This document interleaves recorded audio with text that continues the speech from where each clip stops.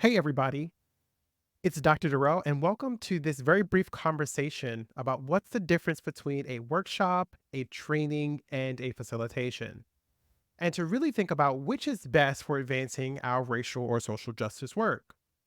Just quickly about me, I'm a consultant based in Baltimore, Maryland, and I really focus my practice around helping people navigate conflict to really think about deepening their anti racist practices by critical self reflection, and then to do all of that through a lens of love and healing.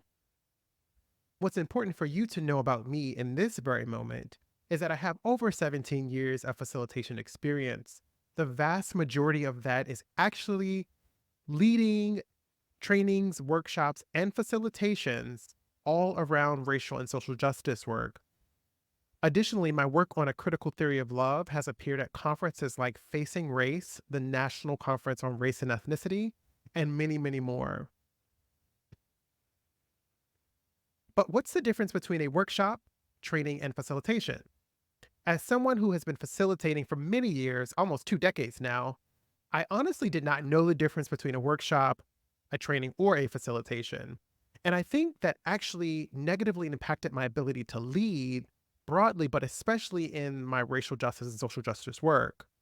Because what it meant was oftentimes I relied on methods that I was comfortable with, and they were not in alignment with the desires and aspirations of the people that I was going to be supporting through a racial justice process. So, just for a brief rundown, a workshop mostly centers around a specific theme, a subject, or a skill. In a workshop, one of the things that folks leave with are often something that's very tangible. So that could be a work plan, it could be some action items to help them advance in their practice, deepen their work. A training is a bit different, and I think it becomes really important to make the distinctions. When we begin to look at trainings, it usually follows a planned curriculum with some very specific learning objectives. These things do overlap, hence why I have a Venn diagram at the right hand corner. But what becomes really a distinguishing quality of that is that you're following something that's planned and it's very linear. You might not be able to deviate too much from it. I know this intimately when I was working with the Center for Disease Controls and they had evidence based interventions, which needed to be facilitated with fidelity. So you couldn't really deviate from it.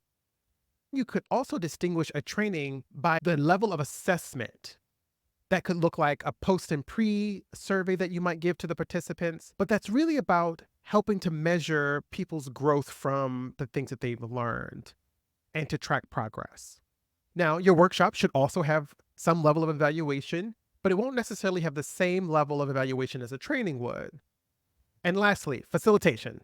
Facilitation is a process of guiding a group of folks through discussions, particularly activities, all with the intention of helping them to move towards a common goal and understanding, or to help resolve some sort of problem. I often talk about it as helping people think together. And it begins to focus on how groups begin to work together, how they function, and sometimes we focus a lot on communication in those spaces and interpersonal dynamics because those are the things that will either help accelerate people's capacity to align and move towards greater cohesion or detract from it. We focus a lot on decision making, right? And so in the process of facilitation, there's an emphasis on group and collective and figuring out who is making decisions and what kind and how you all do it together becomes really a central dimension of facilitation. So, all in all, you'll be a facilitator in some degree, no matter which of these you do.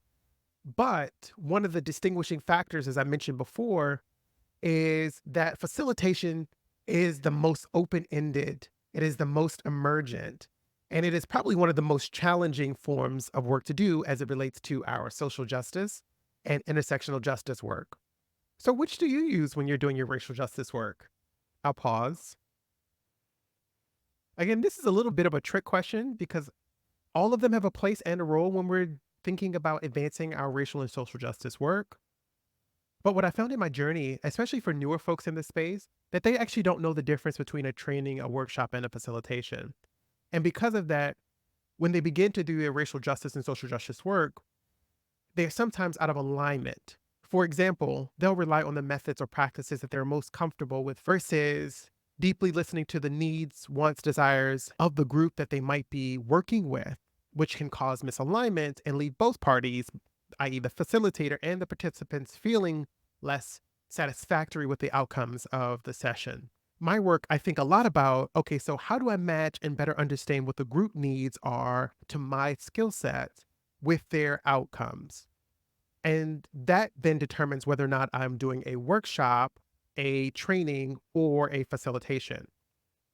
This would help me understand if I should be doing a training, for example, on microaggressions, where we seek to increase people's understanding of what microaggressions are, versus a workshop, which might invite people to practice the skills associated with interrupting microaggressions, versus leading a facilitation to actively name microaggressions in real time. It is very important to really understand the needs of the participants and or the client, because most people will lead with I need training, because training has become a catch-all phrase to encompass workshop, facilitation, and of course training. However, the challenges that they may be facing might require facilitation, which I find in my work is to be 80 to 90% true. That when people say they need training, they often need facilitators and facilitation to help them move through a racial justice issue that might be emerging inside of their organization. Knowing the difference between a facilitation, a training, or a workshop becomes really important, because it can mean the difference between having a successful and engaging session and people wanting you to come back and do more work, versus what may lead to unsatisfactory experiences at best and harm at worst. I hope you understand a little bit better about the differences between training, facilitation, and leading workshops as it relates to anti racism or social justice. Please like, subscribe, follow, connect with me. I would love to answer any additional questions that you might have, and I look forward to building a community with you.